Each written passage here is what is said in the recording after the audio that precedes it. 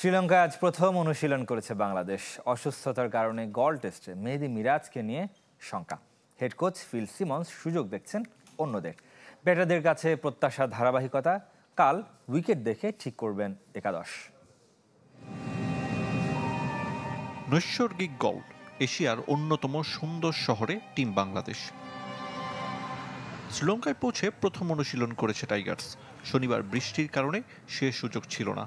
দ্বীপদেশটিতে বিশ্রাম শেষে প্রস্তুতি শুরু ক্রিকেটারদের, কিন্তু এর মাঝে যোগ হয়েছে দুশ্চিন্তা। ওয়ানডে নেতৃত্ব পাওয়া মেহেদী মিরাজ গল টেস্টে থাকবেন কিনা এ নিয়ে শঙ্কা। লঙ্কায় জ্বরে আক্রান্ত এই all rounder. Head coach Phil Simmons চিন্তিত, তবে অন্যদের জন্য সুযোগ দেখছেন। মেহেদী মিরাজ আগের চেয়ে কিছুটা ভালো, আশা করছি দ্রুত সুস্থ হবে।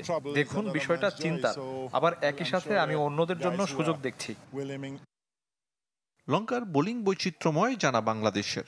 উইকেটের আচরণ বুঝতে টেস্ট অধিনায়ক নাজমুল শান্তর মতো ফিল সিমন্স গলের পিচে নজর রেখেছেন, যার উপর নির্ভর করছে কম্বিনেশন।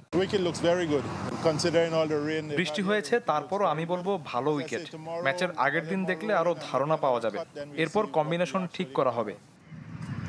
সিমন্সের মতো শিষ্যদের নিয়ে ঘাম ছড়িয়েছেন শন টেইট। নতুন pace bowling coach Nahid Rana Hasan Mahmud এবাদতকে নিয়ে আলাদা সেশন করেছেন।